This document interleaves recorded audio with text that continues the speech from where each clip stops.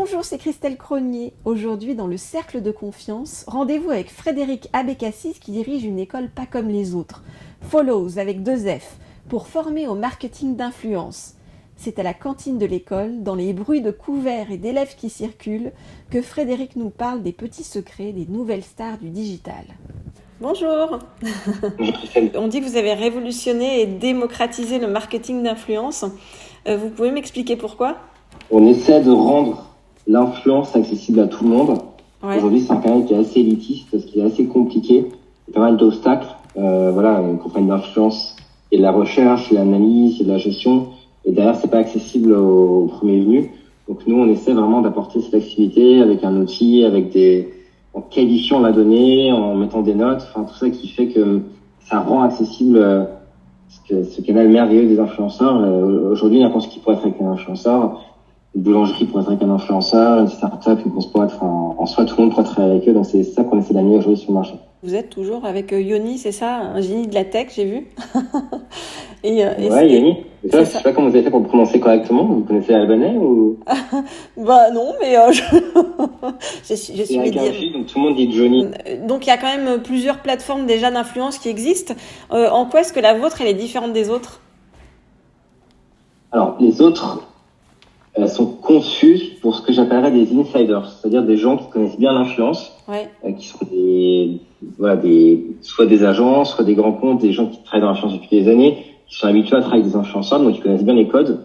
Là où nous, on va vraiment s'adresser aux outsiders, donc c'est-à-dire à tous ces nouveaux venus, start-up, PME, e-commerçants qui veulent aussi travailler avec des influenceurs, mais qui vont pas passer par une agence, qui vont pas payer des dizaines de milliers d'euros dans un outil, et à qui on a essayé de construire une offre un peu différenciante, comme je disais tout à l'heure, où on essaie vraiment de qualifier la donnée avec, encore une fois, les notes, pour que même une personne lambda qui a jamais travaillé avec des influenceurs, qui sait pas ce que c'est une campagne d'influence, puisse le faire en toute indépendance.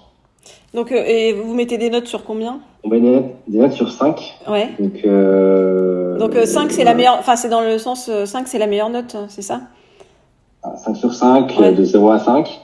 Et l'idée, c'est de donner, on peut pas non plus donner, ça reste des humains derrière, donc forcément, les notes, c'est pas parce que quelqu'un a un 4,3 qui sera forcément mieux que quelqu'un a un 4,2. Et derrière, ça donne quand même des éléments d'analyse, des tendances avant de travailler avec un influenceur. Donc, typiquement, si quelqu'un a un 0,2 ou 0,3, oui, là, clairement, il faut pas travailler avec cet influenceur. Maintenant, si quelqu'un a 2 ou 2,1, ça veut juste dire que derrière, il faut creuser, voir ce qui va, voir ce qui ne va pas avant de faire son choix. On essaie vraiment de guider au mieux l'utilisateur. Mais vous vous basez sur quels critères alors pour donner ces notes ? On se base sur des critères quantitatifs, donc de la donnée qu'on récupère sur les réseaux sociaux. Donc ça va être la croissance du compte, ça va être l'engagement du compte, la qualité des hashtags, toutes ces choses-là qu'on met bout à bout. On a une trentaine de critères. Et en fait, pendant trop longtemps, les critères ont vraiment dominé le marché, comme par exemple le taux d'engagement. Aujourd'hui, le taux d'engagement tout seul n'a plus aucun intérêt, c'est-à-dire que on connaît beaucoup d'acteurs qui utilisent le taux d'engagement pour savoir si un influenceur est bon ou non, mais un influenceur peut avoir un gros taux d'engagement et derrière acheter ses likes, acheter ses commentaires, faire ce qu'on appelle du pod, c'est entre influenceurs et ils commentent mutuellement leurs posts. Des engagement pods, c'est en fait des groupes d'influenceurs, des groupes de personnes, typiquement sur WhatsApp, qui vont dès qu'ils vont faire un post, ils vont l'envoyer au groupe, et du coup, ils vont tous se commenter, s'auto-like leur post, comme ça, derrière, ça gonfle leur publication, parfois c'est même fait de manière automatique. Enfin bref, aujourd'hui, tout engagement en soi n'a plus aucune valeur. Alors, c'est un indicateur parmi d'autres. Ouais. En revanche, quand on prend un indicateur, plus le taux de croissance, plus le taux de saturation, etc., quand on les met tous bout à bout, là, derrière, ça donne une image qui est beaucoup plus fiable de la réalité. Et vous faites une fiche descriptive, en fait, sur chaque influenceur On fait une fiche. Exactement, on fait ce qu'on appelle un audit. Ouais. C'est-à-dire, on va analyser de manière automatisée toutes les publications publiques des influenceurs. Et derrière, on va mettre des notes automatiques pour essayer de répondre à la question est-ce que l'influenceur a été... c'est en fait, donc tout le monde peut y avoir accès, hein, c'est pas uniquement les marques, ça peut être des particuliers aussi qui veulent se développer. Des particuliers, après nous, on vise évidemment dans toutes les entreprises, donc des marques. Ouais. Maintenant, on a des particuliers effectivement qui créent un compte juste pour tester gratuitement, pour aller voir 2-3 profils. La plateforme est accessible à tout le monde. C'est 49 € par mois, c'est ça votre... L'offre introductive, elle a 49 exactement. On pense toujours que quand on est une marque, si on a un petit budget, on peut rien faire. Et vous dites qu'il faut pas s'auto-censurer, c'est ça? Non, il y en a pour tous les budgets, c'est comme tout. Au contraire, ce qui est génial avec l'influence, c'est qu'en fonction des budgets, en fonction de ses objectifs, il y a de tout. Si on n'a pas de budget, on peut très bien travailler avec un tout petit influenceur, lui envoyer des produits gratuits, faire des partenariats. Il y a plein de choses à imaginer, à concevoir avec des influenceurs. Il faut savoir que les petits influenceurs, c'est leur passion à côté, donc c'est pas leur travail à plein temps. Donc derrière, ils sont demandeurs de partenariats, donc ça dépend de ce qu'on vend, évidemment. Et globalement, aujourd'hui, on n'a pas besoin de payer un influenceur plusieurs milliers d'euros. Il y a un marché qui s'est beaucoup démocratisé, même au niveau de l'offre. C'est-à-dire qu'aujourd'hui, il n'y a plus des prix délirants comme il peut y avoir quelques années, et il y a beaucoup d'offres, il y a plus d'influenceurs. Et forcément, il y a moins un oligopole d'influenceurs qui pouvait exister il y a quelques années. Aujourd'hui, il y a des influenceurs pour tout le monde. C'est un marché qui s'est aussi beaucoup structuré. C'est-à-dire que même les tenants et aboutissants des campagnes d'influence sont devenus beaucoup plus structurés qu'ils n'étaient avant. Par rapport aux marques, du coup, c'est-à-dire qu'ils s'abonnent à votre outil, mais est-ce que, en plus de ça, vous leur recommandez des influenceurs, vous faites des bilans de campagne derrière? Nous, on fait rien. Nous, on vend juste l'outil. Ouais. Justement, c'est une grosse différence par rapport à d'autres plateformes qui existent sur le marché, qui en réalité sont un modèle un peu hybride entre une agence et une plateforme. Oui. Il y a toujours un accompagnement humain derrière. Nous, on dit, en fait, on veut que l'outil fasse tout pour nos clients. Donc derrière, on n'a pas d'intervention humaine. L'idée, c'est vraiment que l'outil remplisse ce rôle et que notre utilisateur soit à 100% autonome.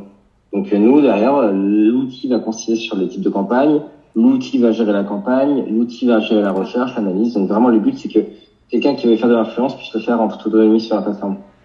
Est-ce que vous avez des exemples de campagnes qui ont hyper bien marché et pourquoi, en fait, hein? Alors, nous, on est assez confidentiel sur nos clients, parce que par définition, nous, on n'est pas une agence, donc on les accompagne pas directement sur le déroulement du partenariat. Maintenant, on a très régulièrement des retours d'expérience de clients qui sont ravis. Là, on a une cliente, Déborah Bett, elle a lancé son projet en crowdfunding il y a quelques semaines. Donc, je dis ça parce que c'est un exemple qui est hyper récent. Ouais. Et grâce aux influenceurs, donc elle a pris un abonnement à 49 € sur Favicon. Et grâce aux influenceurs qu'elle a trouvés sur Favicon, elle a explosé ses objectifs. Parce que elle vend un produit à destination des mamans. Ouais. Donc, elle a trouvé sur Favicon des influenceuses de mamans, tout simplement. Ouais. Elle leur a envoyé plein de produits gratuits et derrière, ça a explosé. Elle les a pas payés, en fait, elle a juste envoyé des produits gratuits. Hein. Ouais, exactement. Ouais, donc on peut faire des trucs simples comme ça, quoi. Exactement. Alors, c'est pas systématique. Ouais. Il y a trop de marques qui abusent de ces techniques, mais maintenant, si c'est vraiment des petites boîtes, maintenant, si c'est des influenceurs tout petits, ils sont très contents d'avoir des produits en échange d'un post, une story, etc. Ouais. Et vous, vos analyses que vous faites, c'est sur c'est les réseaux TikTok, Instagram et YouTube. Et YouTube. Et selon vous, c'est quoi le réseau le plus puissant, en fait, voilà, quand on veut communiquer? Ça dépend pourquoi, quels objectifs, c'est la conversion, la visibilité. Maintenant, j'aurais tendance à dire pour l'influence, c'est plutôt YouTube. Alors, ouais. Encore une fois, Instagram domine largement le marché. Hein. 80% des partenariats sont sur Instagram, c'est le réseau phare, c'est le réseau où tout le monde est. Maintenant, en termes de conversion, en termes de rentabilité, de retour sur investissement, on a quand même remarqué sur YouTube, c'est plutôt pas mal. Donc, en fait, l'avantage de YouTube, c'est que derrière, il y a tout le SEO, la vidéo reste dans le temps. Le format vidéo est apprécié. Enfin, c'est plus tangible, on va dire. Maintenant, ça dépend des objectifs. Donc, sur YouTube, si vous êtes un e-commerçant, clairement, je vous dirais YouTube. Maintenant, tout dépend de la typologie des clients, des marques, etc. Ce qui fait aussi la richesse des influences, c'est que, encore une fois, à chaque besoin, il y a une campagne, un influenceur, un réseau social. Tout dépend de ce que vous recherchez. J'ai vu que vous disiez que c'était bien aussi pour tous les business locaux. Ouais, tout à fait. Moi, j'ai un cousin qui avait ouvert un salon de coiffure à Boulogne. Il a trouvé des nano-influenceurs à Boulogne. Il les a contactés. Derrière, on sait que leur audience est très locale par définition. Ouais. C'est-à-dire que tout le monde est à Boulogne. Il suffit de trouver 2-3 personnes qui parlent du salon. Derrière, en termes de visibilité, c'est énorme. Et c'est vraiment l'avenir. Hein. L'influence locale, c'est l'avenir. Aujourd'hui, l'influence, Aujourd'hui, je suis persuadé que demain, ça va se démocratiser énormément. Comme je disais tout à l'heure, que même les micro-commerçants vont de plus en plus faire appel aux influenceurs parce que c'est un levier qui est extrêmement puissant. L'important, c'est vraiment de bien cibler les niches, en fait. Hein. Ouais, c'est la grosse difficulté de l'influence. En fait, contrairement à ce qu'on pense, la difficulté, c'est pas la gestion de la campagne. Ouais. La difficulté, c'est vraiment l'avant. C'est-à-dire bien trouver l'influenceur, bien le choisir, bien comprendre quels sont ses objectifs. Est-ce que c'est la conversion? Est-ce que c'est la visibilité? Il y a plein de choses à prendre en compte, même sur l'ADN de la marque, par rapport à la compatibilité. C'est-à-dire, on peut travailler avec un très bon influenceur. Ouais. Si derrière, il n'est pas adapté à votre cible, s'il n'est pas adapté à votre ton. Moi, je prends toujours l'exemple d'un client anglais qui avait travaillé avec une influenceuse pour vendre des tapis de yoga. Et en fait, ils étaient furieux des résultats parce que l'influenceuse yoga, elle n'est pas convertie, mais c'est normal parce que elle était un peu, je vais dire de manière un peu crue, mais elle était très vulgaire dans ses publications. Elle était à moitié nue, enfin, en gros, on voyait ses fesses. Et eux, ils avaient une image de marque très haut de gamme. Ouais. Donc forcément, c'était une très bonne influenceuse. Elle avait beaucoup d'engagement, beaucoup de croissance. Ouais. Et tout simplement, sa cible n'était pas la bonne. Ouais, donc c'est vraiment la difficulté, c'est que encore une fois, à chaque client, à chaque utilisateur correspond à un type d'influenceur. Il faut bien prendre le temps de trouver les bons. C'est comme pour Facebook Ads finalement, non? Exactement, c'est exactement ça. C'est juste que derrière, il y a le facteur humain qui est là en plus à prendre en compte et que ça rend les choses un peu plus difficiles, mais aussi plus puissantes.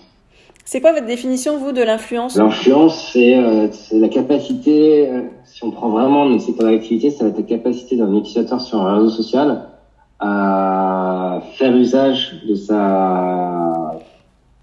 de son pouvoir de prescription par rapport aux gens qui les suivent pour déclencher quelque chose, que ce soit un achat, que ce soit une émotion. Il y a plein de choses à déclencher, mais du coup, voilà, c'est quelqu'un qui est suffisamment influent, qui a suffisamment de pouvoir de prescription pour faire bouger les gens qui les suivent.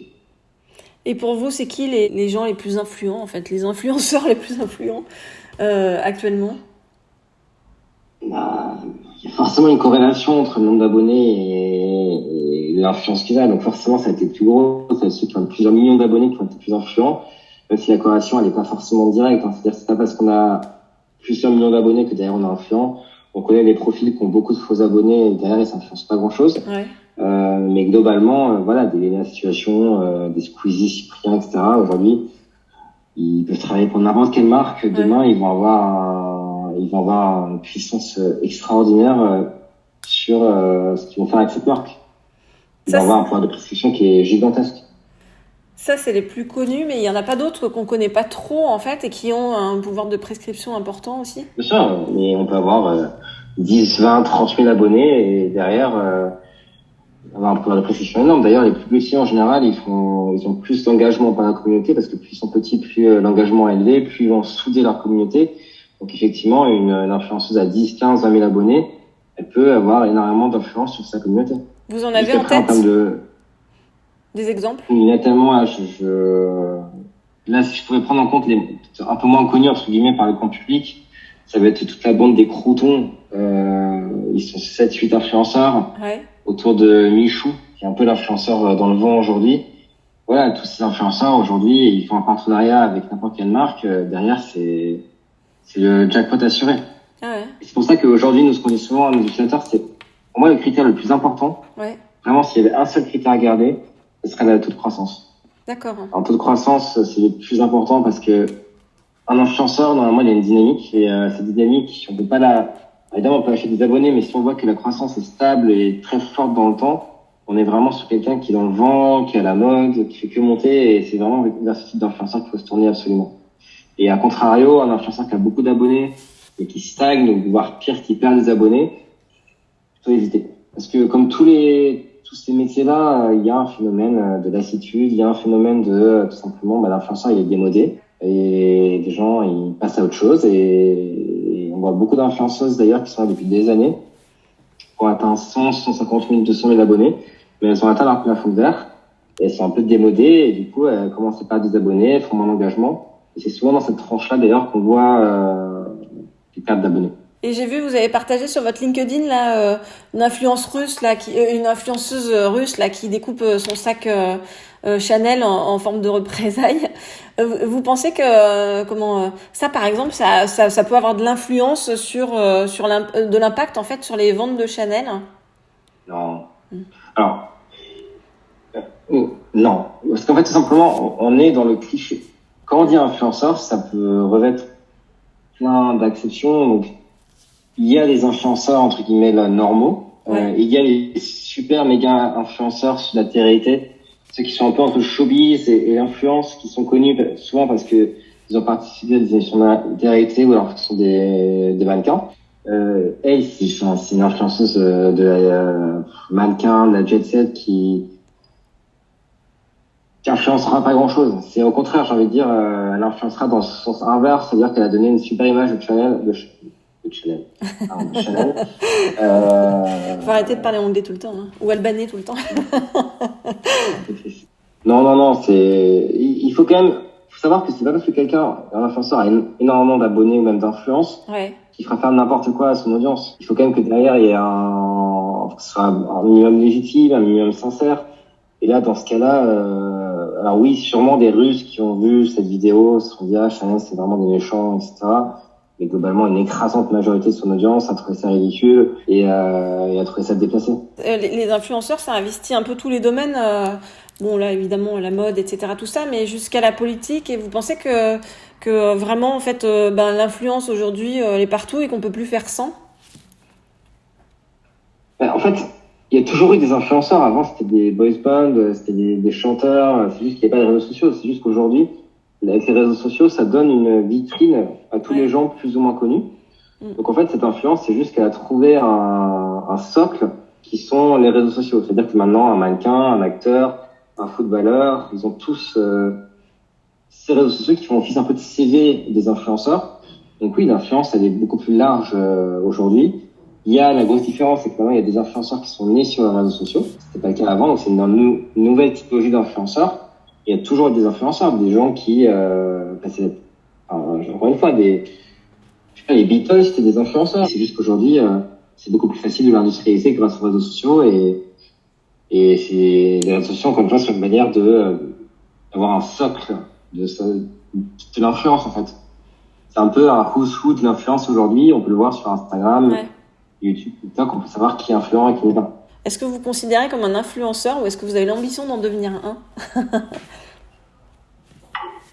On est tous des influenceurs à notre échelle. À partir du moment où on est un peu au minimum actif sur les réseaux sociaux, même avec 1000, 2000 abonnés, on est une influence sur quelqu'un, sur quelque chose. Donc en fait, la question derrière, c'est la granularité de l'influence. Moi, la seule raison pour laquelle je poste sur les réseaux sociaux, c'est absolument pas pour devenir influenceur.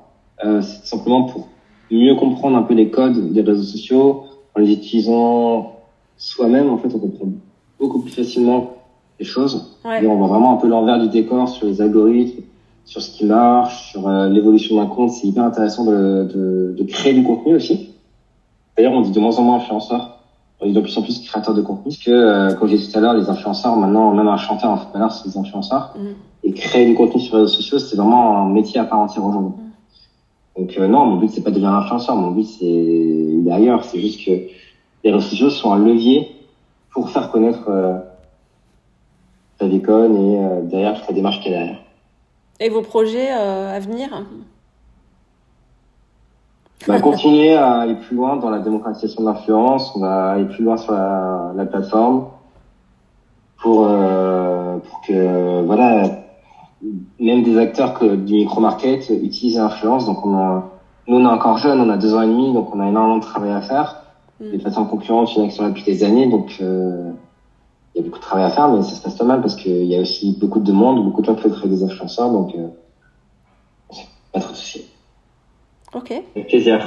Voilà. Merci beaucoup en tout cas. Merci. Le Cercle de Confiance, le podcast sans filtre qui donne la parole à tous. 100% inspirant, 100% sociétal, 100% optimiste, zéro censure. À retrouver chaque lundi dès 9h sur les différentes plateformes d'écoute. Apple Podcast, Google Podcast, SoundCloud, Spotify, YouTube et encore bien d'autres. Plein de bonnes ondes pour la semaine.